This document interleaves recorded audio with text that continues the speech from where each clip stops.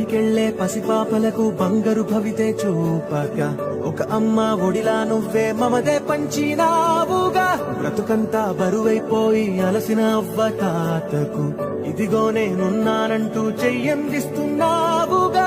హారే చూపే ఆలోచన ఆకలి తీర్చే నీ ఆదరణ అందరి కోసం నీలో తపన